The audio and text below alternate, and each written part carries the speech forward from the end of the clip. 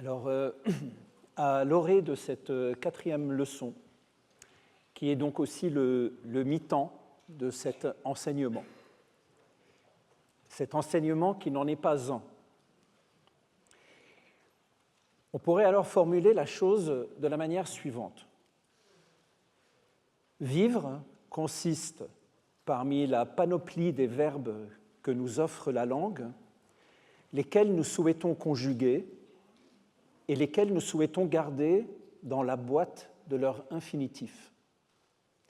Et comment, à la faveur de ces verbes, qu'un K.A. arrivé au dernier jour de sa vie, rien dans les mains et rien dans les poches, parce que, chemin faisant, nous nous sommes délestés de ce qui pouvait nous alourdir, nos héritages, nos biens, nos réussites, nos échecs, nos certitudes, nos identités, nos appartenances, et le plus pesant des poids, celui qui est source de nos plus grandes douleurs, le dégoût que nous avons des autres et surtout le dégoût que nous avons de nous-mêmes.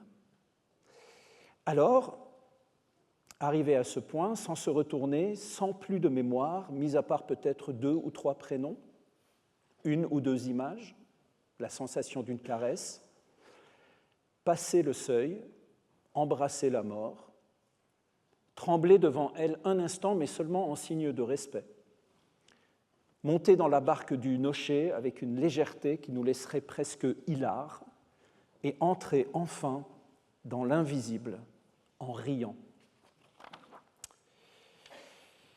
Mais en attendant, il faut vivre. Il faut vivre, et Zeus, qui régit toute chose, aux mortels n'a jamais accordé de vie exempte de souffrance. Alors, dans cette vallée obscure où nous marchons, le défi quotidien consiste à faire les bons choix pour essayer de conjuguer le plus souvent possible certains verbes et le moins souvent possible certains autres.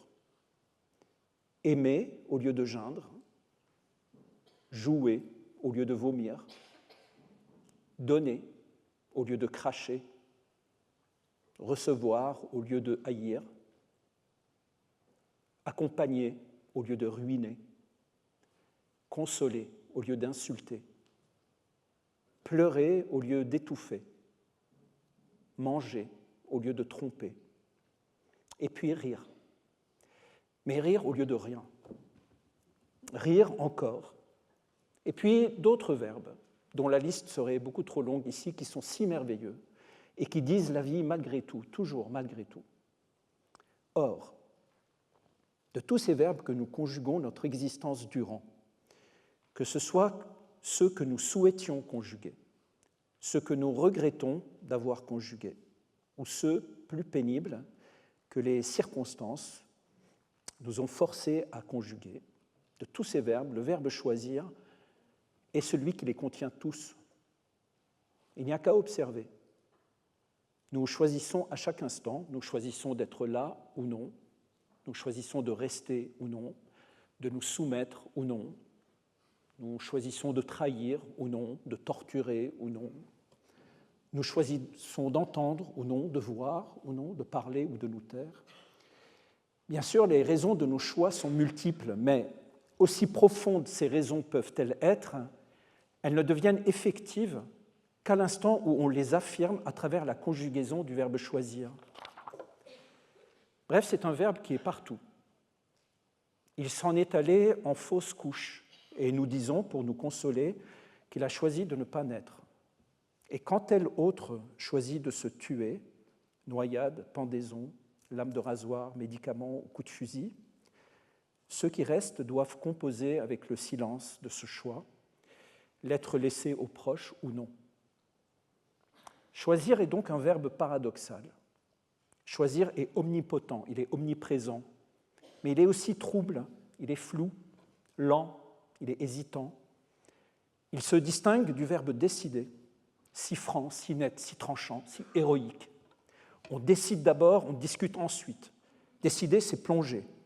Décider, c'est faire confiance, quand choisir est plein de méfiance, plein de suspicion, mais aussi plein de douceur. Décider, c'est faire acte de volonté. Choisir, c'est faire acte d'amour. Nous décidons d'une chose, mais nous choisissons entre plusieurs. C'est donc un verbe versatile, à double face, à triple sens. Ne pas choisir ce que nous désirions, une passion en place de la raison, une conviction en place de la soumission, peut relever de la crainte, de la faiblesse ou de la traîtrise, mais lorsqu'il s'agit de choisir de refuser une promotion, une invitation, de choisir de refuser un adultère ou de choisir de refuser de serrer une main, voilà que le verbe choisir relève de la loyauté, de la fidélité, de l'intégrité et de la droiture morale. C'est aussi un verbe quantique. Choisir ceci signifie peut-être que dans un monde parallèle, nous avons choisi cela. Quant à s'abstenir de choisir, garder ouvertes toutes les options, cela relève d'une apnée impossible à tenir très longtemps. Ne pas choisir est un enfermement, un gouffre d'angoisse. À ne pas confondre avec le refus de prendre parti devant une injonction qui nous impose de choisir un camp contre un autre. Au contraire, de ne pas choisir un camp contre un autre, c'est dans ce cas faire le choix d'une troisième option, affirmer qu'il existe d'autres voies possibles que les deux autres camps refusent de considérer comme impossibles. L'absence de choix, c'est tout autre chose. L'absence de choix, c'est un refus d'engagement à 360 degrés, le refus de reconnaître le moindre volume autour de soi, c'est le refus de l'espace, le refus d'être quelque part dans le monde. C'est soustraire le monde à ses dimensions, ne pas choisir, par la difficulté ou l'incapacité de choisir les informations sensorielles qui leur sont pertinentes de celles qui le sont moins. Les personnes autistes perçoivent tous les stimuli de leur environnement au même niveau. Tous les bruits de fond, comme le vent, les conversations lointaines, les bruits des appareils électroménagers, sont alors perçus avec la même intensité que la voix de la personne avec qui ils sont en train d'échanger. Ne pouvant pas choisir d'abstraire certaines choses pour mettre en évidence certaines autres, ils ont alors la sensation de se dissoudre, de ne plus percevoir leur corps, tant ils se sentent envahis par ces stimuli extérieurs dont ils n'arrivent pas à choisir celui qui mérite leur attention. Poussé à l'extrême, ne pas choisir condamne la matière à une fixité jusqu'aux atomes, jusqu'aux électrons qui la composent, qui cesseraient de bouger. Ces méduses qui statufient quiconque la regarde de face. À la boulangerie du coin, le dimanche, à l'heure de pointe du petit déjeuner, malheur à qui ne parvient pas à choisir entre le croissant, le pain au chocolat ou le chausson aux pommes. Il ferait naître parmi les gens les plus civilisés qui sont derrière lui des élans de meurtre. C'est qu'il n'est pas toujours évident de choisir. On peut se perdre dans les labyrinthes des calculs et des considérations. Et plus on retarde le moment de choisir, plus le labyrinthe s'étend, se complexifie, sable mouvant de la volonté. Comment savoir si on fait le bon choix ? Question dont le verbe décider ne s'embarrasse pas trop. Choisir, lui, est aliéné à l'idée de savoir s'il fait le bon choix. Mais savoir est une illusion, car la preuve du bon choix échappe toujours à notre discernement. La conscience du point de non-retour est aiguë. Une fois le choix fait, c'en est joué du destin. Impossible de revenir dessus, car choisir est assassin. Il tue ce qui ne l'a pas été, et c'est son caractère meurtrier qui nous plonge dans l'angoisse et l'inquiétude. Choisir est le verbe du clair-obscur, puisque à chaque fois que nous le conjuguons, une chose est exposée à la lumière, quand tout le reste, sacrifié, est aussitôt rejeté dans l'obscurité. Et que ce soit nous qui choisissons ou nous qui sommes choisis, il est toujours question d'ombre et de lumière, de douleur et de joie. En ayant été choisi pour prendre cette année la charge de cette chère invention de l'Europe par les langues et les cultures, je me retrouve devant vous à être le recto à la place de tous ceux qui, au verso, ne l'ont pas été. C'est le verbe de la perte et du sacrifice, pour notre bonheur comme pour notre malheur. Être choisi pour jouer un rôle principal au cinéma ne relève pas de la même émotion que d'être choisi comme bouc émissaire au sein de son entreprise. C'est un verbe ensanglanté, mais il est, à son versant, un verbe incandescent. De ce fait, tout comme les autres verbes, et puisque c'est lui qui nous intéresse, le verbe écrire n'échappe pas non plus au verbe choisir. Or, écrire aussi a un double sens. Tout le monde, ou presque, sait écrire si écrire, c'est orthographier. Mais personne, ou presque, ne sait écrire si écrire, c'est composer un univers. Alors, pour que le verbe écrire soit le verbe de la composition, non pas celui de l'orthographe, le verbe écrire doit s'arrimer à l'intuition davantage qu'à la raison. Les proportions entre intuition et raison varient et dépendent de chacun. Chez Angelica Lidl et Vincent McCain, cet équilibre n'est pas le même que chez Yasmina Reza et Valère Novarina. Mais qu'importe dans quelle proportion, chez ces 4 écrivains, l'intuition domine la raison. Et c'est pourquoi les univers qu'ils nous offrent sont toujours percutants et inquiétants. Entre l'intuition et la raison, tout comme entre le doute et la conviction d'ailleurs, se joue chez chaque artiste une partie de poker où les cartes en main ne cessent de changer, de miroiter, de se transformer. On ne peut se fier à rien, ni sur un as de pique, ni sur un 3 de trèfle, car dans la seconde, l'as de pique se transforme en glaise et le 3 de pique en papillon. Et on se retrouve sans comprendre ni comment, ni par où, ni à la faveur de quel miroir, par l'effet d'une prédisposition à l'hypnose ou au fantasme, allez savoir, on se retrouve au milieu d'un champ de ruines sous la terre duquel se trouve, on le sait, on le sent, un charnier, qu'on devra déterrer pour tenter de redonner leur nom aux morts et aux disparus. Intuition davantage que raison, doute davantage que conviction, simplement parce qu'on ne sait jamais comment les choses vont tourner dans le jardin de l'écriture. C'est pourquoi, à la question du sens et du signifiant, il est absolument vital d'opposer une méfiance farouche et immédiate. Et dès lors qu'il nous est demandé, que ce soit par un spectateur, un journaliste, un directeur de théâtre, un éditeur, un universitaire chevronné, un thésard, un critique, un ami, une maîtresse, un père, une mère, une fille, un fils, qu'est-ce que cela veut dire ou qu'est-ce que l'on a voulu dire à travers tel spectacle ou tel roman, se souvenir de la guerre des boutons de Louis Pergaud et répondre qu'on ne sait pas, que si on avait su précisément, on n'aurait pas venu. C'est-à-dire qu'on n'aurait eu aucune nécessité à faire ce spectacle. Et que la seule question qui vaut la peine d'être posée, et avec parcimonie, et seulement si question il doit y avoir, c'est qu'est-ce que je veux raconter plutôt que qu'est-ce que je veux dire. Partant du principe que si je raconte ce que je veux raconter, alors ce que je veux dire et dont j'ignore la teneur, le thème, le sujet, la problématique, sera dit. Expliciter une histoire, c'est en égorger l'intuition, c'est dominer le récit, c'est se mettre en surplomb de ce que l'on raconte. Maîtriser la narration, c'est la martyriser. C'est tuer toute possibilité d'être surpris soi-même par ce qui se raconte. C'est se priver à la fois de la puissance du récit et de la puissance de l'écriture. Mais intuition ne signifie pas non plus free for all. Ce n'est pas synonyme de bordel, de bazar, au contraire. Parce que pour raconter, il faut une méthodologie. Ça ne se fait pas en criant ciseaux. Or, quelle que soit la méthodologie employée par l'écrivain, toutes sans exception, s'articulent principalement autour du verbe choisir. On pourrait même dire que ces méthodologies n'existent que pour permettre de choisir, d'échapper au labyrinthe de ce que choisir peut devenir et mettre en place un microclimat qui va permettre chaque fois qu'un carrefour se présente au cours de la narration de choisir. Choisir ce qui va arriver au personnage, par exemple. Est-ce qu'il meurt ou il ne meurt pas? Est-ce qu'il ment ou ne ment pas? Est-ce qu'il revient ou il ne revient pas? À droite ou à gauche? Mais alors, quelle est cette méthodologie qui peut échapper à la dictature du sens, de ce que l'on veut dire? Choisir en fonction du sens oblige à penser différemment. On se dirait « je veux dire telle chose, donc je vais faire en sorte qu'il arrive tel événement au personnage ».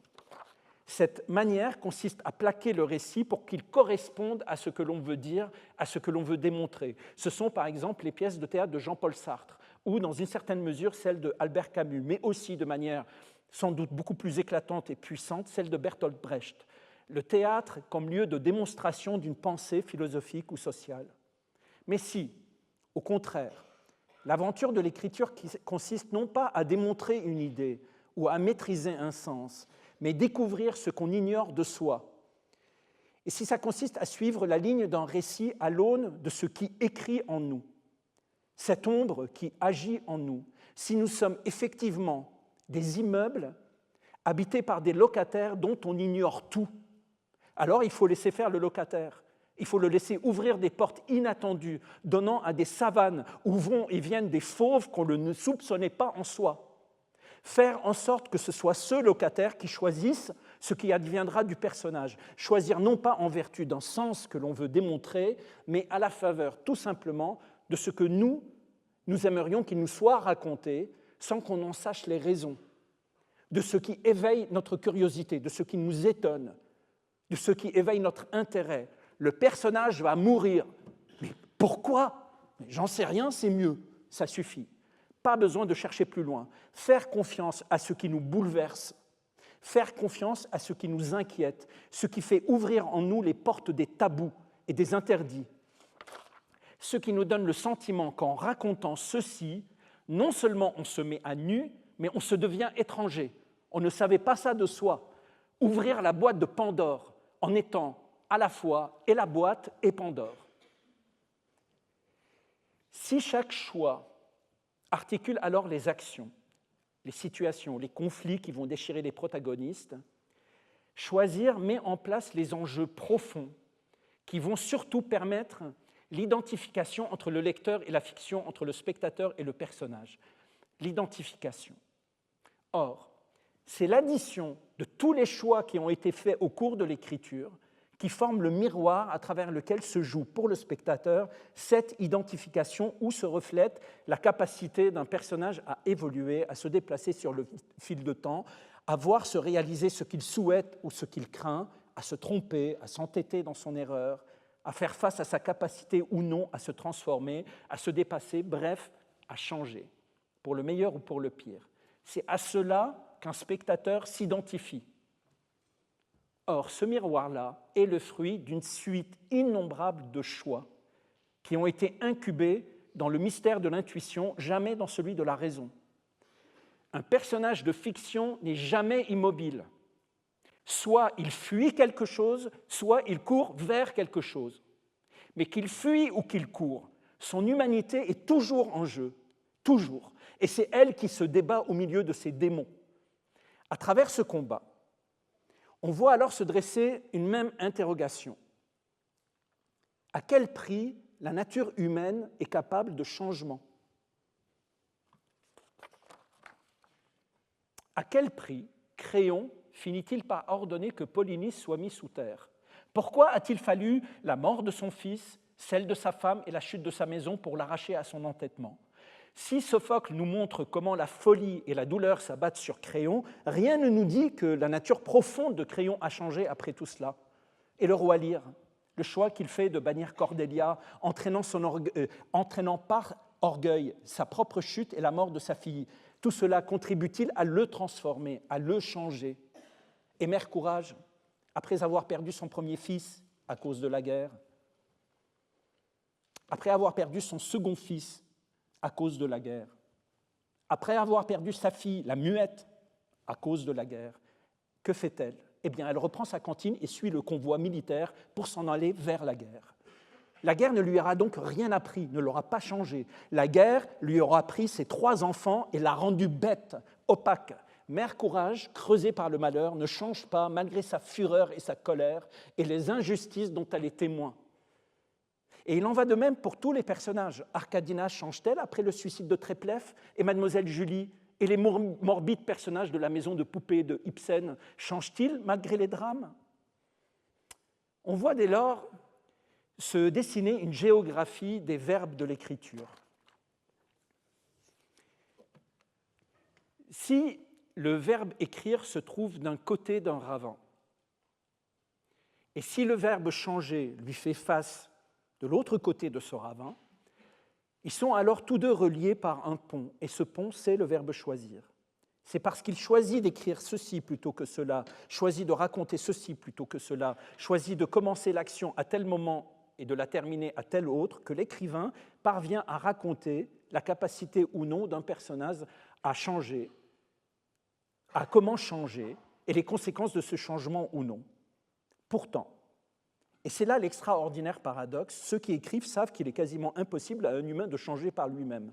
C'est même peut-être pour cela qu'ils se sont mis à écrire. Ils savent, à force de raconter des histoires, de suivre des fils narratifs, d'observer autour d'eux, que changer est une illusion. Un personnage se résout, il se résigne, il accepte plus ou moins de bonne grâce, il abandonne, mais il ne change pas. Aucun personnage dans aucune histoire ne change. Il peut s'en vouloir de ne pas changer. Il peut se tuer pour ça, tel Ophélie dans Hamlet. Il peut se maudire comme Oreste. Il peut mourir comme Phèdre, mais il ne change pas. Au contraire, il emporte avec lui sa nature et ses faiblesses les plus profondes.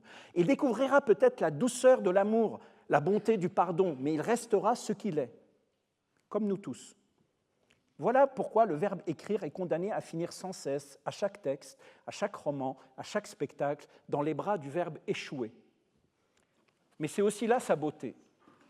Écrire, c'est accepter d'entrer de plein pied dans le mythe de Sisyphe, pousser vers le haut un récit dont l'effondrement, immanquablement, comme une malédiction, nous oblige à redescendre et à recommencer pour essayer de comprendre où, à quel endroit du trajet a lieu le faux pas qui empêche, au bout du compte, le changement. Le nœud est là, donc.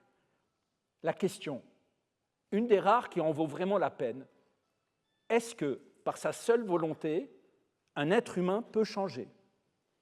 Peut-il par lui-même dévier d'un chemin, dévier de la guerre et des massacres ? Peut-il choisir cela ? Il faut pour cela un acte incommensurable. Bien sûr, il n'y a pas de condamnation à l'immobilisme et il arrive qu'un tel, par exemple, parvienne à mettre un terme à telle ou telle addiction, qu'une telle parvienne à s'extraire de certaines aliénations, bien sûr. Mais tous les alcooliques qui ont cessé de boire vous le diront. Il faut rester sur ses gardes et mettre en place des digues, car la maladie ne s'en est pas allée, elle est cadrée, elle est mise en enclos, mais elle est toujours là. L'antisémitisme dort toujours dans l'esprit de qui l'a une seule fois éprouvé. Et son arbre jamais ne se déracine du cœur où il s'est planté. Il s'assèche, mais ne meurt pas. Et c'est la même chose avec toutes les haines et toutes les détestations. Le racisme, l'homophobie, l'islamophobie.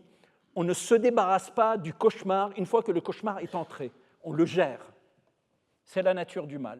On le gère. Là où il pénètre, il reste et ne s'efface plus. On le gère.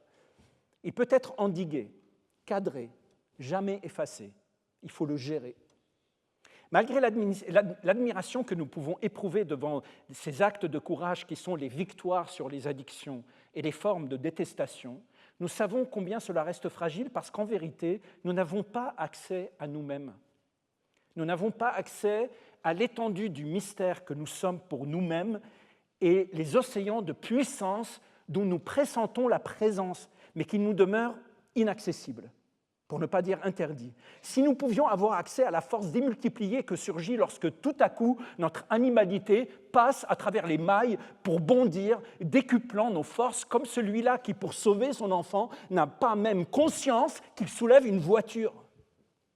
Si nous pouvions accéder à cette puissance, cette force physique et psychique où la question de la volonté ne se pose même plus, nous pourrions peut-être changer par nous-mêmes. Mais Alpha du Centaure existe.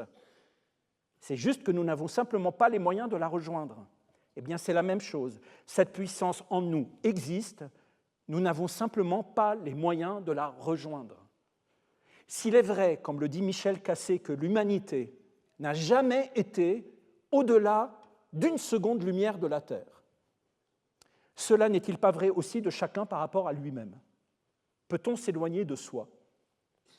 L'humanité peut-elle s'éloigner d'elle-même ?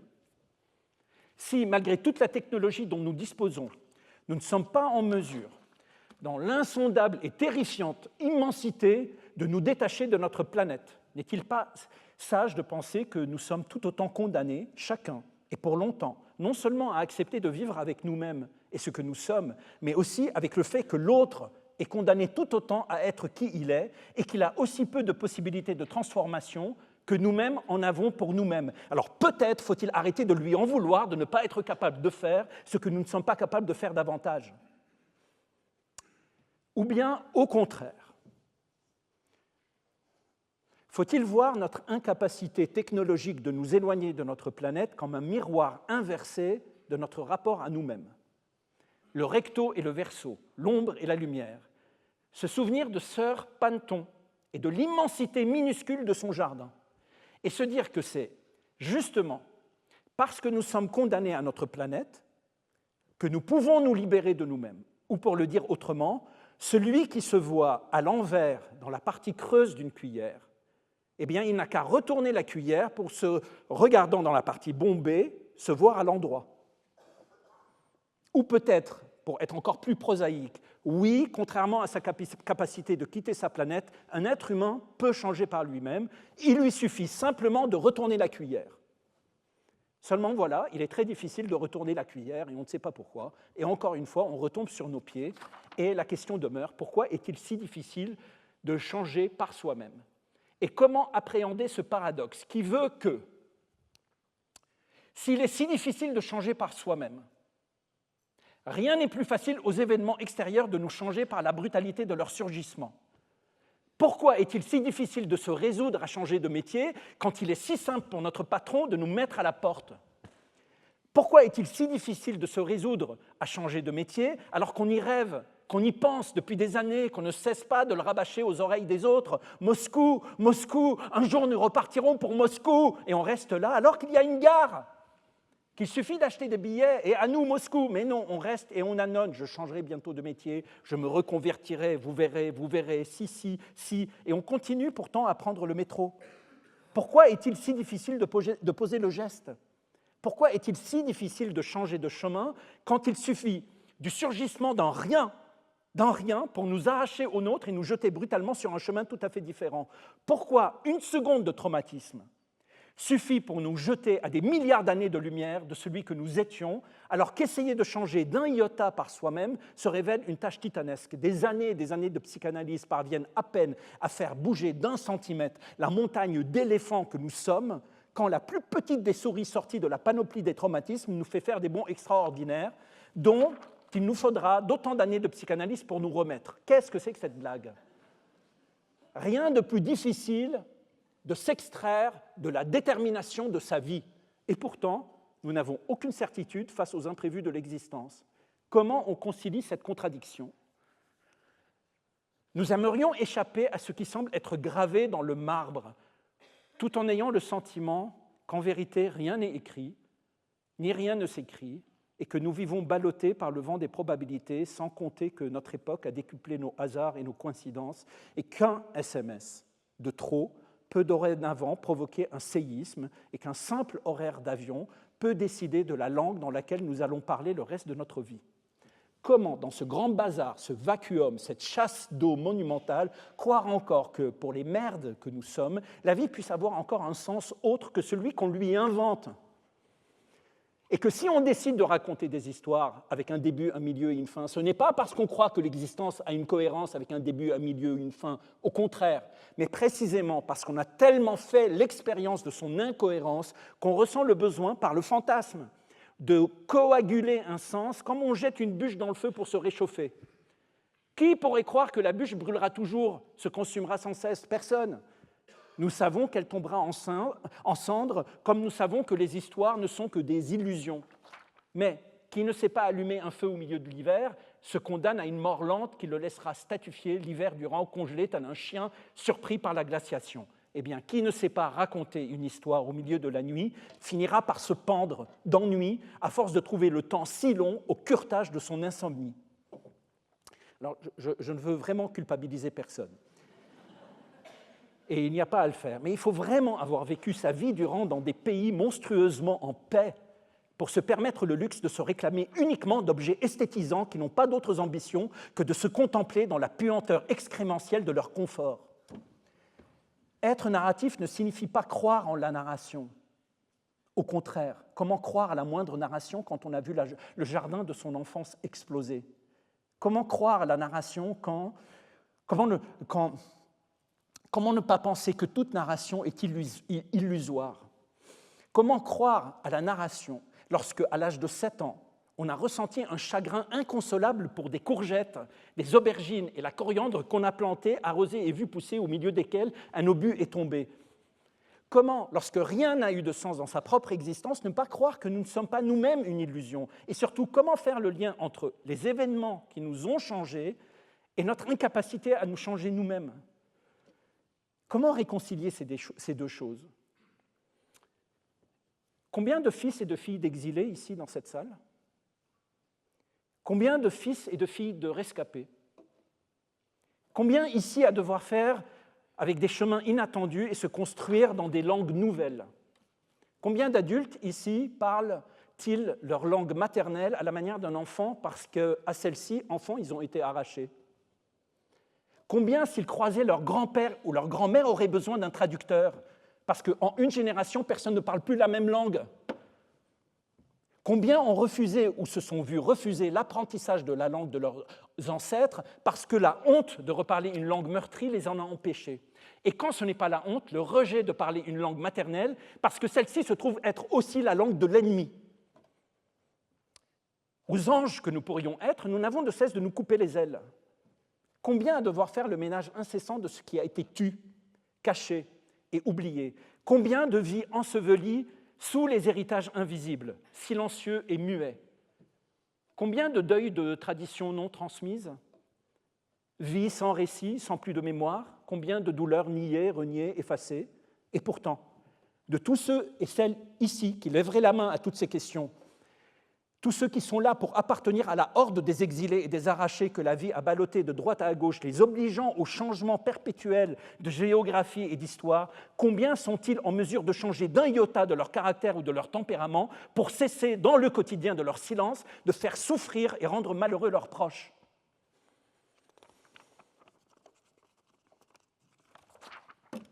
Alors, quand on prendra la mesure de ces questions, on comprendra pourquoi on choisit de plonger dans la narration, tout en étant parfaitement conscient qu'il n'existe jamais la moindre narration dans la brutalité de la réalité et qu'il était une fois, eh bien c'est toujours n'importe quoi. Pourquoi donc est-ce si difficile de choisir de changer par soi-même quand il est si simple de changer sans qu'on l'ait choisi? Je n'ai pas choisi de quitter mon pays, j'étais enfant, ce sont mes parents qui ont décidé de partir. Je n'ai pas choisi la France, ce sont mes parents qui ont choisi. Je n'ai pas choisi, en fait, je n'ai pas pu choisir, je n'étais pas en mesure de choisir, parce que je n'avais pas le choix, vraiment, je n'avais pas le choix, je n'ai pas eu le choix, on n'a pas le choix, on n'a pas eu le choix, c'est comme ça, on n'a pas le choix. Combien de fois ces expressions reviennent dans le langage comme pour se disculper? Mais si on avait pu choisir, si on avait eu le choix, si on avait pu être en mesure de faire le choix, qu'aurait-on choisi? Et si, et si, et si, et si, et si, et si, écrire, c'est raconter la honte de ces uchronies. Les galaxies sont comme des manèges. Les galaxies sont comme des manèges à cheveux de bois qui tournent si vite dans l'univers que les étoiles situées en bordure de ces galaxies, en raison de la force centrifuge et en tenant compte uniquement de la matière qui brille, eh bien, ces étoiles devraient physiquement et mathématiquement être éjectées de ces galaxies. De cette contradiction observée, il a été théorisé tout au long de la seconde moitié du XXe siècle l'idée qu'il devait exister une main invisible qui tient les étoiles et les empêche de partir aux quatre vents, ou plus précisément une matière qui n'émet ni n'absorbe de lumière, composée de mini-trous noirs qu'on a appelés matière noire, mais qu'on devrait plutôt appeler matière invisible, dixit Michel Cassé et Étienne Parizeau. Mais appelons-les matière noire pour nous retrouver. Nos galaxies intérieures, faites de nos héritages connus, communs et personnels, celles qui sont visibles, innés, acquis, qui constituent nos soubassements, nos folies, nos tabous, nos raisons et nos capacités à la maîtrise, tournent aussi en manège de cheveux de bois si vite que sans une matière noire, nous serions soumis au pire des délires, aux folies les plus sauvages, et nous serions alors privés de langage, comme lorsque la douleur devient si vive que toute notre humanité s'effondre. Or, du point de vue scientifique, toute tentative pour identifier cette particule élémentaire, la matière noire, s'est soldée par un échec, que ce soit celle conduite dans les tunnels du Mont Blanc, dans les grands accélérateurs ou celle du grand collisionneur de Hadron, la matière noire échappe à toutes les expériences. Nous ne parvenons pas à la localiser, à la voir, à l'identifier. À l'image de l'univers qui tient sans que nous sachions comment, eh bien, nous tenons, nous aussi, sans trop savoir ce qui nous fait tenir. Nous ne connaissons pas plus de 4% de la matière qui compose l'univers. Quel pourcentage de nous-mêmes voyons-nous? Guère plus que ce que nous percevons de l'univers. Combien d'entre nous, alors, pareillement, sommes à la recherche de ce que pourrait être cette fameuse matière noire, cette invisible qui fait tenir ensemble les galaxies de nos vies qui tournent si vite? Comment parvenir à changer si nous ne savons pas ce qu'est cette matière noire en nous? Alors, qu'est-ce que donc l'écrivain, si ce n'est celui qui, par le truchement de la poésie, une folie, permet de faire surgir, malgré les projecteurs surpuissants de la raison, des éclats d'obscurité qui nous font un instant, toucher à ce qui pourrait être cette matière noire qui constitue l'humanité de chacun de nous. Mais bien sûr, voir ne suffit pas. Et l'art, on le sait, n'a jamais empêché la moindre barbarie, n'a jamais permis le moindre changement. Pour changer, il faut être en mesure de déclencher un mouvement herculéen qui va au-delà de ce que nous pouvons nous figurer. Cela semble si immense que même les dieux semblent hésiter à l'exiger des mortels. Si le Dieu chrétien exhorte à la repentance, il n'ose pas prononcer le mot de changement. Quant aux divinités grecques, si elles restent intraitables envers qui fait preuve de démesure, il montre une certaine indulgence envers la capacité pour un mortel de changer, lui laissant la dernière seconde avant de sévir. Voyez par exemple Ajax aux larges épaules, qui fut le rempart des Grecs pendant la guerre de Troie.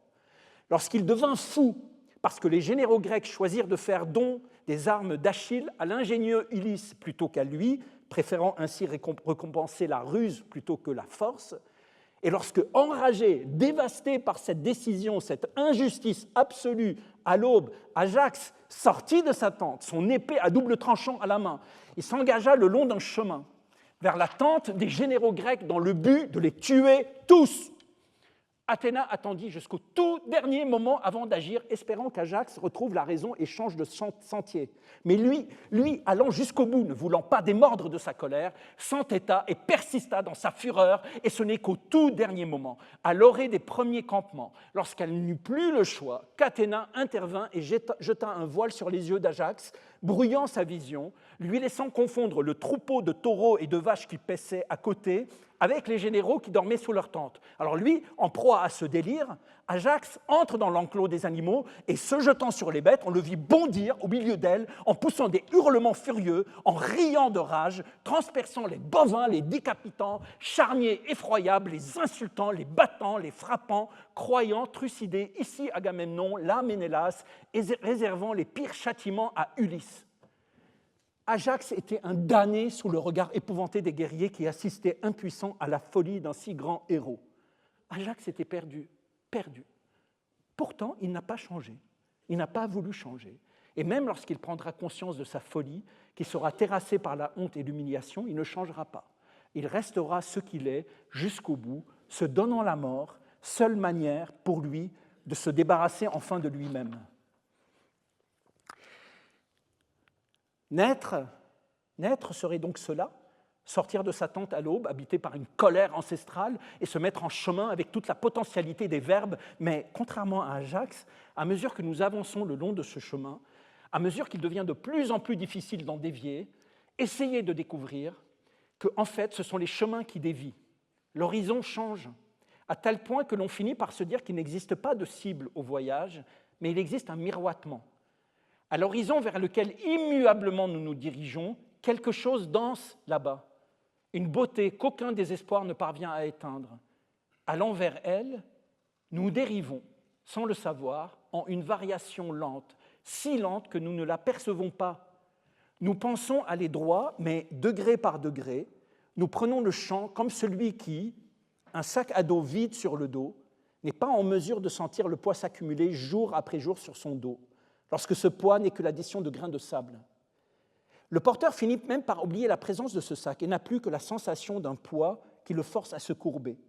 Poids des choix que nous faisons et de leurs conséquences. Écrire, c'est alors une manière de diminuer le poids, le transformer, le métaboliser, mettre en encre le poids, faire circuler en soi le sang d'une histoire, s'en enduire les mains et le visage et faire naître le récit qui l'a construit. Si choisir est au cœur de la méthodologie, donc, comment se construit l'architecture du récit? Son gros œuvre, son béton. Qu'est-ce qui procède à son dessin technique, à sa dramaturgie, à la fabrication de sa structure? Qui est le maître d'œuvre de la structure de la narration? Tel qu'il a été énoncé lors de la première leçon, il faut partir du principe totalement irrationnel que toute pièce de puzzle trouvée par terre appartient à la même image perdue, peu importe où cette pièce a été trouvée, peu importe la géographie qui les sépare. Selon ce principe, toute chose, n'importe laquelle, la plus banale comme la plus sensationnelle, a la potentialité d'être une pièce de puzzle. On entre dans la salle d'attente d'un cabinet d'un dentiste. D'autres patients sont là. L'un d'eux a un chien. On salue, on s'assoit. Dans un coin, il y a un enfant qui joue aux cartes, installé sur un petit pupitre, comme on en trouve parfois dans les classes maternelles. Le dentiste a voulu faire un coin enfant. D'abord, on n'y fait pas attention. Et puis, peu à peu, on sent que cette image éveille un intérêt, non pas chez nous, mais en nous. Quelque chose ou quelqu'un en nous s'agite et semble cogner contre les murs de notre conscience pour attirer notre attention et nous indiquer que cet enfant-là jouant dans le cabinet d'un dentiste, installé à un petit pupitre comme ceux que l'on voit dans les maternelles, eh bien tout ça, cette image est une pièce de puzzle qu'il faut ramasser. Alors sans chercher à comprendre, surtout pas, ni chercher le sens, ni chercher à déduire un récit avec ses causalités et ses conséquences qui justifieraient la présence de cet enfant dans ce cabinet de dentiste et ce pupitre, eh bien, ramasser cette pièce de puzzle, c'est-à-dire la noter dans un carnet, la dessiner si on peut, ou simplement écrire comme on écrirait les ingrédients d'une recette. Enfant dans un cabinet de dentiste, jouant seul aux cartes, pupitre maternel, un chien à ses côtés. Point. Ça, c'est une pièce de puzzle dont l'image est absolument impossible à deviner. On ne sait pas à quoi ça appartient. Dès lors, si on reste attentif à la moindre irruption qui fera s'agiter en soi ce locataire, cette ombre qui cogne sur les murs en disant « pièce », sans nous donner la moindre explication, nous indique « ceci est une pièce de puzzle » ou pas, le carnet petit à petit se remplira au fil des jours et des semaines d'un ensemble d'images qui ne semblent avoir aucune relation les unes avec les autres. Se souvenir que c'est quelque chose en nous qui choisit ce qui est une pièce et de ce qui ne l'est pas. Ce n'est pas nous. Nous ne faisons que ressentir, nous captons l'intérêt auquel nous obéissons sans comprendre et nous faisons simplement noter dans le carnet. Choisir devient donc un symptôme d'une image perdue qui remonte du fond de notre propre folie, laquelle repose sur une douleur oubliée, si lointaine qu'elle nous a constitués à jamais. Choisir, c'est donc un balbutiement. Choisir, c'est bégayer. C'est inventer un alphabet à droite et à gauche pour dire ce qui sort de l'ombre. C'est redonner un sens nouveau à tous les verbes de notre existence, les faire renaître à chaque jour, les redécouvrir à chaque jour, les sortir de leur tombeau, même au prix des plus grands désastres. Et il faut savoir patienter, parfois des années, mais un jour, on ne sait pas pourquoi. En traversant la rue, l'agglomération magique a lieu. Soudainement, mais on ne sait pas pourquoi là, comme sous l'effet d'un aimant qui agglomère l'infinité des limailles de métal autour de lui, tout à coup, toutes ces images, toutes ces pièces de puzzle s'agglomèrent et se rassemblent et l'image surgit. Quelqu'un, quelque part, un jour, lui est arrivé quelque chose. Ça y est, c'est offert, c'est donné, la situation, l'histoire, la narration. Là, la raison entre en action et se saisit de l'objet pour commencer à le déplier. Le verbe choisir, à ce moment, entre en action. Écrire, c'est gérer sans cesse les carrefours avant de s'enfoncer dans des terres qui mènent vers d'autres carrefours. À chaque carrefour, il faut choisir comment poursuivre. Qu'est-ce qui arrive au personnage? Pour emprunter la bonne direction, il s'agit d'écouter le grondement de ce qui n'est pas apaisé et d'en suivre la trace. Il faut se faire télékinésiste et, Y en main, tel un sourcier qui ressent à travers son propre corps gronder l'électricité de l'eau sous la terre, il faut ressentir sous sa chair les humiliations et les hontes qui grondent le long des égouts de la mémoire. Les suivre jusqu'à leur source, et là, avec les moyens dont on dispose, là, il s'agit de faire de son mieux. Il faut travailler, s'acharner sur le texte pour nommer, renommer, fredonner les noms et les prénoms à voix basse, pour rappeler à soi les morts, les invoquer, les consoler, raconter leurs malheurs et leurs désespoirs, témoigner. Écrire, c'est alors être au cœur du monde. C'est ainsi qu'on entre sur ce territoire dévasté dont il a été question plus tôt pour dire ici, ici et ici, il y a un charnier, et se mettre à déterrer. Si le verbe choisir, de chaque côté du ravin qu'il enjambe, relie le verbe écrire au verbe changer, alors on peut déduire qu'écrire et changer sont des verbes éminemment politiques, puisque choisir, le verbe qui les relie, est la pierre angulaire sur laquelle repose la démocratie. Quand la dictature s'emploie par tous les moyens à bannir le verbe choisir, du moins à le contrôler et le manipuler, la démocratie cherche à l'honorer, elle l'honore du moins à chaque élection.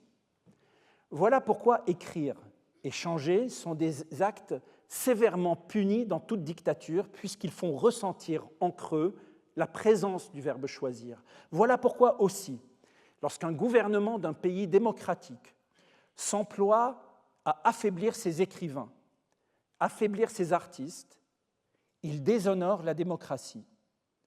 Car ce n'est pas en réduisant la définition du verbe choisir à une grille Excel, dont la finalité conduira à un équilibre des comptes, que le malaise dans lequel s'englue l'Occident se résorbera.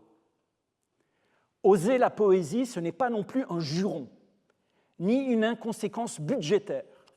C'est faire l'effort de choisir un chemin où le langage reste libre, où il est encore possible d'inventer des histoires et de redonner un sens nouveau aux mots de la tribu, c'est-à-dire un espoir fondé non pas sur le bien-être matériel, mais sur un rapport à un monde libéré de la peur de l'autre.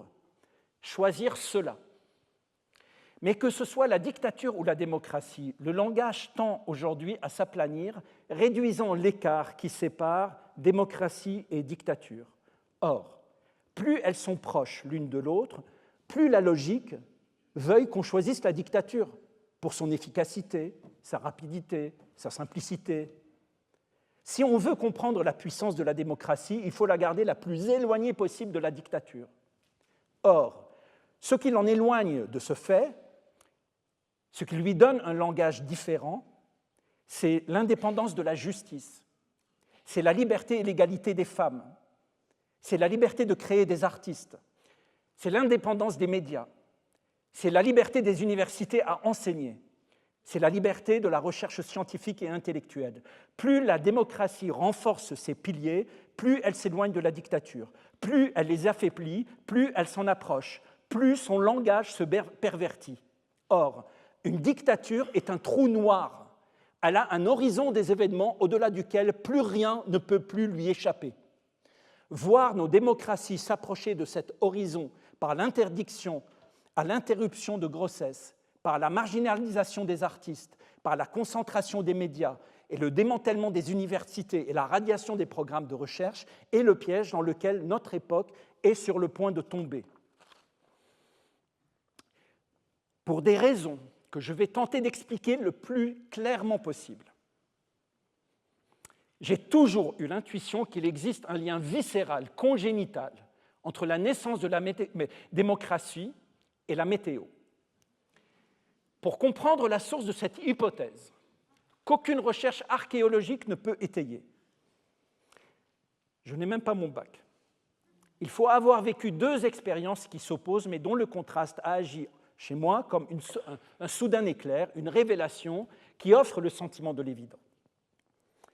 Alors, la première de cette expérience consiste, il faut l'avoir vécue, la première de ces expériences consiste à attendre, au milieu du mois de février, à 6 heures du soir, par une température de moins 23 degrés Celsius, mais dont le ressenti, à cause d'un vent polaire provenant de Russie, oscille entre moins 38 et moins 42, il faut attendre un autobus qui ne vient pas.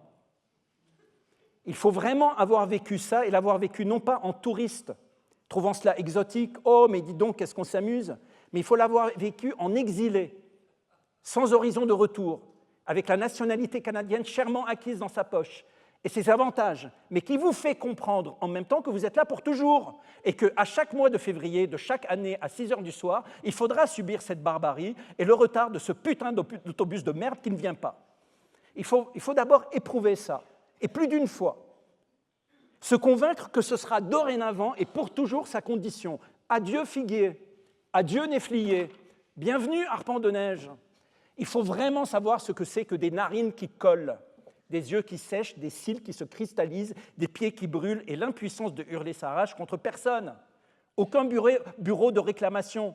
C'était entendu depuis le début, il fait froid à Montréal l'hiver. C'est comme ça, le Gulf Stream, il fait un gros fuck you juste après New York pour bifurquer et filer droit vers la Norvège. Et vous êtes là dans un abribus, ironie jaunâtre qui ne ferait rire personne puisque ça n'abrite rien du tout. Et que peut un abribus contre un vent qui vient de Russie?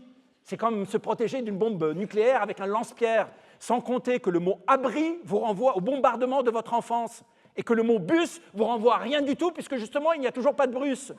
Et vous vous demandez, mais comment croire que Montréal soit à la même latitude que Bordeaux, quand Bordeaux, en ce mois de février, voit déjà ses platanes bourgeonner, quand ici il y a encore 2 pieds de neige et que des gens osent trouver ça beau? Vous songez à cela, vous songez à ce connard de Jacques Cartier et vous lui en voulez de ne pas avoir navigué un tout petit peu plus vers le sud. Mais frigorifié, congelé, vous fermez votre gueule, votre pays natal est en guerre, et vous pensez alors à tous les Libanais sous les bombes qui donneraient tout ce qu'ils ont pour être à votre place et attendre ce foutu autobus qui ne vient toujours pas. Alors ça, c'est la première expérience qu'il faut avoir vécue plusieurs fois. La seconde expérience se passe des années plus tard, toujours au milieu du mois de février, toujours à 6 heures du soir, et toujours un autobus qui ne vient pas. Mais ce n'est plus le même endroit, ce n'est pas la même géographie. L'autobus tardant, vous décidez d'aller vous installer sur la terrasse de ce restaurant-là, au pied du cap Sounion, d'où vous pouvez admirer les ruines du temple dédié à Poséidon au bord de la mer. La température est de 17 degrés, il n'y a pas de vent. Le soleil se couche et tout prend cette teinte ambrée, même si au cœur de la lumière, on devine un jaune profond, reste d'un jour radieux qui finit de glisser sur la pierre antique là-haut. Au diable le bus, vous mangerez là, il y a une légèreté, une insouciance, la nourriture est aussi simple que bonne, savoureuse. Et tout à coup, parce que c'est le mois de février, par association d'idées, vous souvenant de l'abribus, regardant sournoisement sur votre portable la température qu'il fait à Montréal, éclatant de rire en réalisant qu'un écart de 40 degrés sépare l'endroit où vous vous trouvez en ce moment de celui où vous auriez dû être encore si vous n'aviez pas eu un jour le courage de tout quitter. Par contraste donc, entrant dans les interstices de cette lumière sans égale que le climat de cette région du monde offre, dans les reflets si doux de la mer, le bleu incandescent du ciel, les silhouettes des enfants en contre-jour du soleil qui court sur la plage, cette félicité absolue que l'on retrouve dans les poèmes de la Méditerranée, il vous apparaît tout à coup, mais évident, mais plus qu'évident, à l'aune de votre bien-être, personne ne vous interdit d'être là, de toute façon, ne vient vous déranger, vous demander de vous justifier, personne ne vous interdit. Il vous apparaît alors évident que jamais, mais jamais la démocratie aurait pu apparaître par moins 30 degrés, et sous la neige, et loin des arbres fruitiers. Il fallait cette douceur de vivre, tant elle est elle-même, la démocratie, porteuse de fruits et de douceur. Il ne fallait pas être crispé, il ne fallait pas être entouré de forêts de sapins, de chênes et de hêtres, d'ours et de castors. Il fallait des cigales, il fallait des oliviers. Se figurant alors Périclès, roi d'Athènes, on n'a pas beaucoup de difficultés à l'imaginer, songer combien il est bête, lorsqu'on commande une cité, de ne pas pouvoir profiter tranquillement de ces douceurs qu'offrent les dernières heures du jour. On peut bien sûr écraser toute rébellion, écraser la ville, mettre des soldats partout pour protéger cette tranquillité, bien sûr. Mais quelle fatigue! On est toujours sur ses gardes, on craint toujours l'assassinat, la révolte, le coup d'État, c'est chiant, c'est épuisant. On en profiterait tellement plus s'il n'y a pas ce genre d'inquiétude.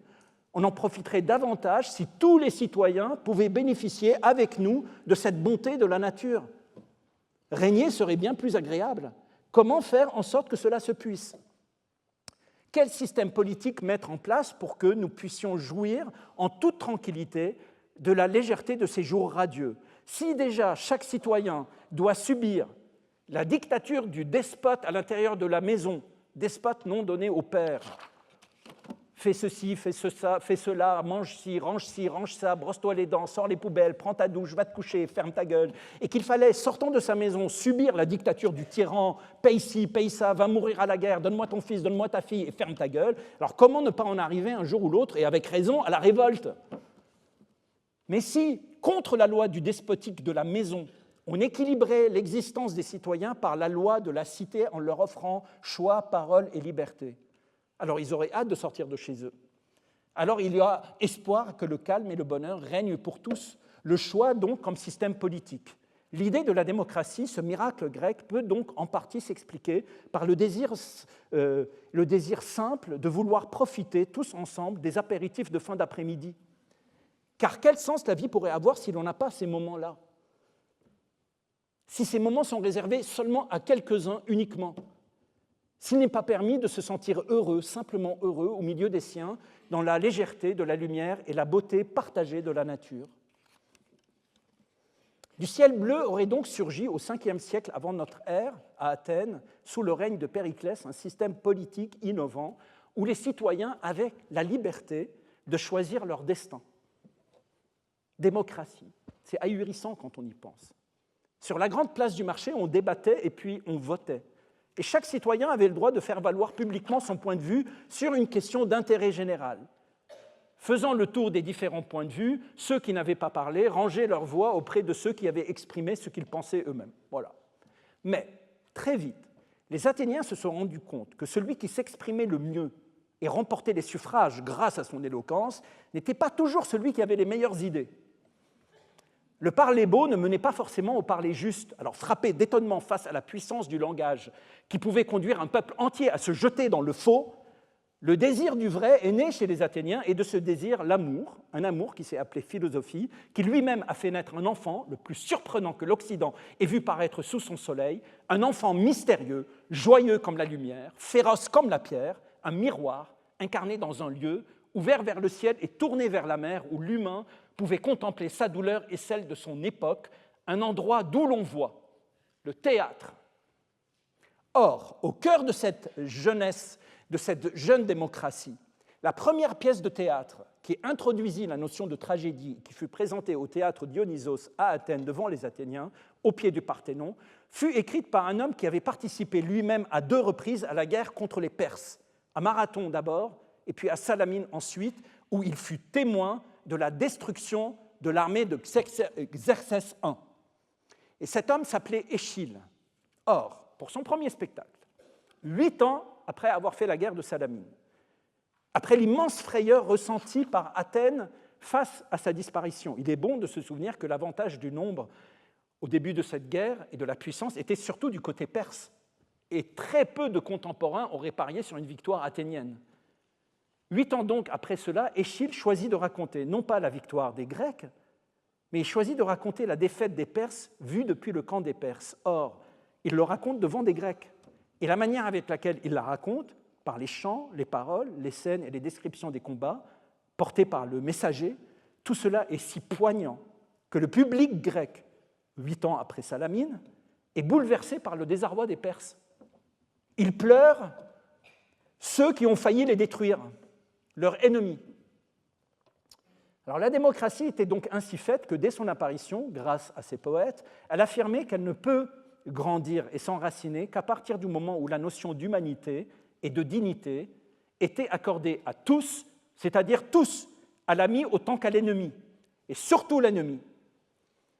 Si le principe de la démocratie consiste à permettre à chaque citoyen de choisir et d'accorder sa voix à la parole qui lui convient, en laquelle il se reconnaît, alors l'impératif d'avoir des voix discordantes, des voix opposées, est une condition à son existence. Accepter la victoire de l'ennemi et se ranger sous sa bannière, tout en lui offrant la plus féroce opposition. Nier l'adversaire, c'est nier la démocratie. Bon, la caractéristique poétique de la démocratie, c'est d'avoir mis au même pied l'ami autant que l'ennemi et d'avoir accordé une égalité de droit aux deux. C'est cela qui rend fou de colère ceux qui la haïssent et la rejettent. Quant à ceux qui, en son nom, prétendent la défendre et la représenter, cherchant à effacer la mémoire de l'ennemi, cherchant à détruire sa culture, à raser son territoire, à déporter sa population, à la réduire à une sous-humanité, ceux-là ne feront rien d'autre que dévoyer la démocratie, la défaire de ce qui fait sa spécificité, la rabaisser au niveau de la dictature et, ce faisant, la faire sombrer dans la barbarie.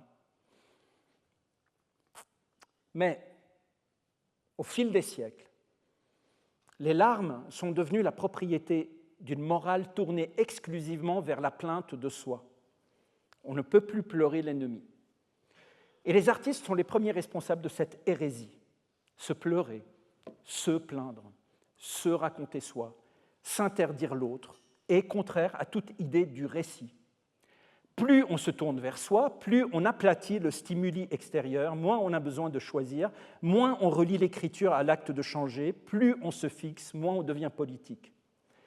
Médusés de plus en plus, nous sommes défaits de notre capacité de choisir, nous nous retrouvons piégés par l'injonction de n'avoir plus d'autre choix que de se choisir soi-même. Je me parle de moi-même, moi-même. Plus on se plaint, moins on raconte des histoires. Ne vivre qu'avec soi et qu'avec ses amis est une des définitions de la dictature. En ce sens, le glissement qui a conduit depuis quelques décennies la démocratie à se rapprocher de la dictature a commencé par le langage. Nous n'avons plus confiance dans le langage. Chaque jour nous montre la perversion que nous en faisons, comment nous le manipulons, comment nous le détournons, comment nous l'instrumentalisons. Le langage est pourtant la seule source de guérison dont nous disposons. Les gestes comptent, mais sans une parole juste qui les accompagne, le geste se retourne contre nous. Au cours de la guerre civile libanaise, Beyrouth fut partagée entre l'Est chrétien et l'Ouest musulman, le long d'une ligne qui, à force d'être abandonnée au feu des mitrailles, a vu la végétation l'envahir jusqu'à ce qu'elle prenne le nom de ligne verte. En 2011, de passage à Beyrouth, je me suis intéressé à cette ligne verte et j'ai voulu en savoir plus sur la végétation. J'ai alors eu la chance de rencontrer Suzanne Boulos, une herboriste qui, à l'époque, était âgée de 92 ans. Et nous nous sommes retrouvés plusieurs matinées de suite dans les terrains vagues de Beyrouth, au milieu des autoroutes et le vacarme de la ville. Inépuisablement, à chaque pas que nous faisions, Suzanne m'indiquait chaque mauvaise herbe, déclinant son nom et décrivant ses bienfaits médicinaux. Celle-ci contre la toux, celle-ci contre la dépression. Celle-là, tu vois, elle fortifie le sang. Celle-ci, elle est excellente contre l'anémie.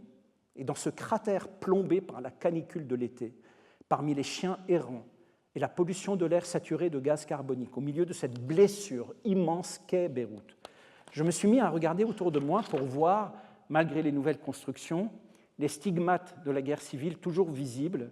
Je me suis mis à penser à ceux qui sont morts ici sous les bombes, sous les balles des francs-tireurs, et lors des combats, et lors des massacres. C'est incroyable, dis-je alors à Suzanne. Les plantes qui guérissent poussaient pendant la guerre et on les appelait mauvaises herbes. Suzanne eut un grand sourire et très simplement, elle me fit cadeau de cette phrase.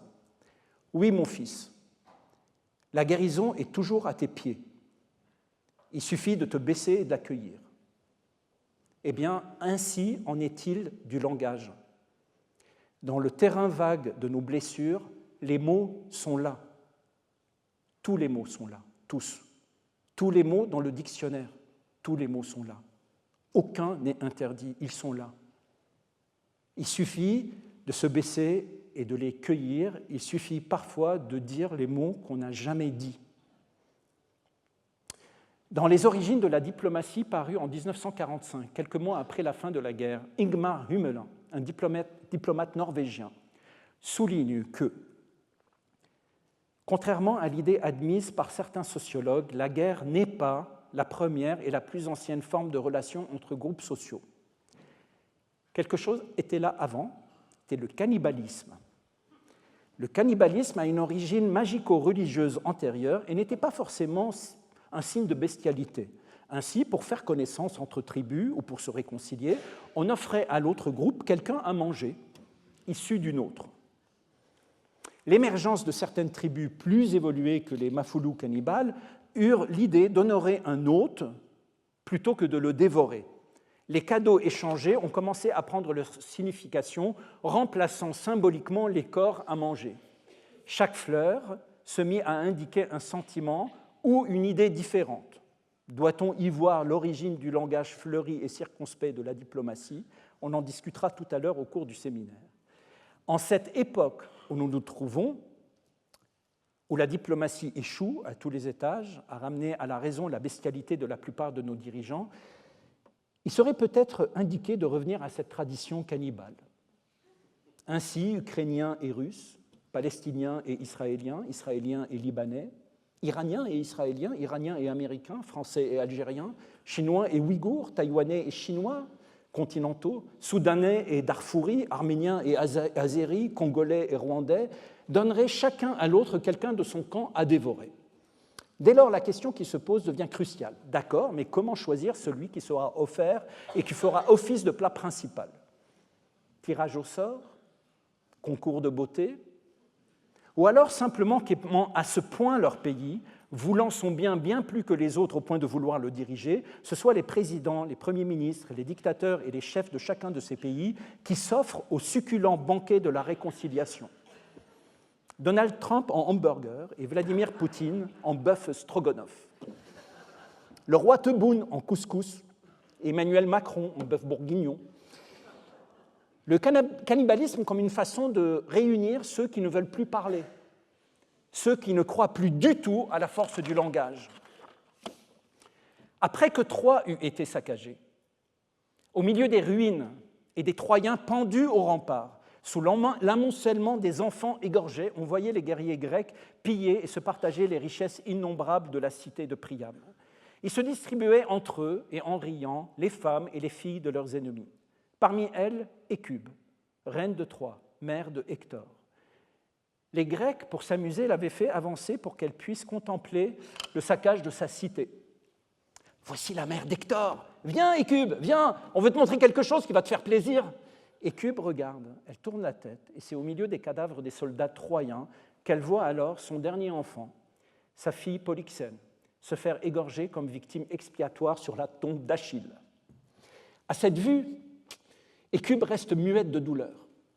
Elle lève d'abord la tête vers le ciel, puis se tournant vers ses ennemis, ces Grecs venus de la terre d'Europe, et semblable à la lionne à qui l'on vient d'enlever son lionceau, mue par une force immense, Écube se jette sur Polymestor, le chef qui avait commandé ce sacrifice, et alors elle enfonce ses doigts dans les yeux du traître, elle en arrache les prunelles, elle y plonge les mains tout entières et souillées d'un sang odieux, elle fouille et refouille le creux des orbites.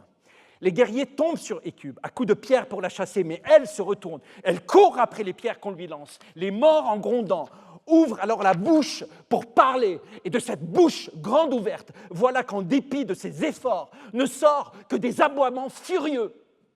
Elle aboie, Écube aboie, plus de mots, elle aboie, et pendant longtemps encore, on montra le rocher où elle se tenait, aboyant comme ceux qui tentaient de l'approcher, sans plus de langue, sans plus de mots, chienne de sa propre douleur. Alors combien de chiennes aujourd'hui au champ d'horreur? Combien de chiennes? Combien de chiennes? Ils sont entrés dans les camps comme des fous furieux. Les premiers cris ont réveillé les autres et rapidement on a entendu la fureur des miliciens.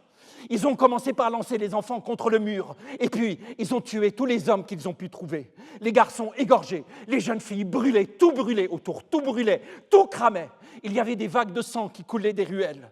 Les cris montaient des gorges et s'éteignaient. Et c'était une vie en moins. Un milicien préparait l'exécution de 3 frères. Il les a plaqués contre le mur. 3 frères, 8, 9 et 11 ans. Le milicien a tiré leur mère par les cheveux, l'a planté devant ses fils, et l'un d'eux lui a hurlé « Choisis ! Choisis lequel tu veux sauver, choisis, choisis, choisis ou je les tue tous les 3, choisis. Je compte jusqu'à 3, à 3, je les tire, tous les 3, choisis, choisis. » Et elle, incapable de parole, incapable de rien, tournait la tête à droite et à gauche et regardait chacun de ses 3 fils. Écoutez bien, je ne raconte pas une histoire, je raconte une douleur qui tombe tous les jours à nos pieds. Elle se balançait avec ses seins trop lourds et son corps vieilli pour les avoir portés, ses 3 fils. Et tout son corps hurlait. Mais alors à quoi bon les avoir portés si c'est pour les voir ensanglantés contre le mur? Et le milicien criait encore « Choisis, choisis !» Alors elle l'a regardé et elle lui a dit comme un dernier espoir « Mais comment peux-tu, regarde-moi, je pourrais être ta mère. » Alors il l'a frappée « N'insulte pas ma mère et choisis !» Alors elle a dit un nom. Elle a dit un nom et elle est tombée. Le milicien a battu les 2 plus jeunes. Il a laissé l'aîné en vie, tremblant. Il a laissé et il est parti. Et les 2 corps sont tombés. La mère s'est relevée, et au cœur de la ville qui brûlait, qui pleurait de toute sa vapeur, elle s'est mise à hurler que c'était elle qui avait tué ses fils, avec son corps trop lourd, maudissant, aboyant, vomissant. Elle disait quel était l'assassin de ses enfants. Combien de chiennes encore? Combien de chiennes encore? Trahir le langage, c'est faire aboyer à l'autre bout du monde ceux qu'on prétend protéger. Alors on doit choisir à quoi on veut appartenir. L'écriture des douleurs se décline pour le poète dans l'aveuglement des images. Ramasser les fragments de ce qui est meurtri et le consoler, le ramener à la mémoire, le raconter. Ça, c'est le travail du poète. Mais il existe un autre travail, qui est celui qui inlassablement essaye, tente de tisser entre les belligérants le lien de l'humanité. Celui-là, celle-là, qu'on nomme diplomate, n'a que le langage pour avancer dans le champ de ruines. Mais que peut encore le langage? Et qui croit encore au langage? Et comment restaurer le langage? Comment à l'enfant qui joue à la table le convaincre de continuer, malgré le sang, malgré la douleur et malgré le désespoir, de tenter toujours, au-delà des échecs, de reconstruire sans cesse le puzzle sans image du verbe choisir. Merci beaucoup.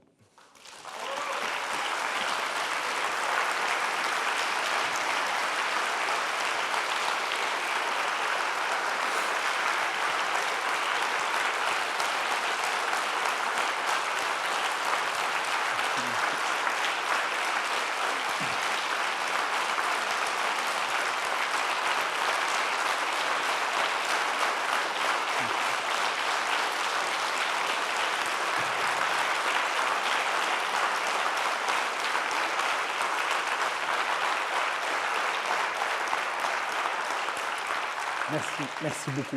Nous allons prendre une pause et après la pause, on va poursuivre avec le séminaire qui va suivre autour de la question qui vient de se poser. Simplement vous indiquer qu'il se fera en anglais.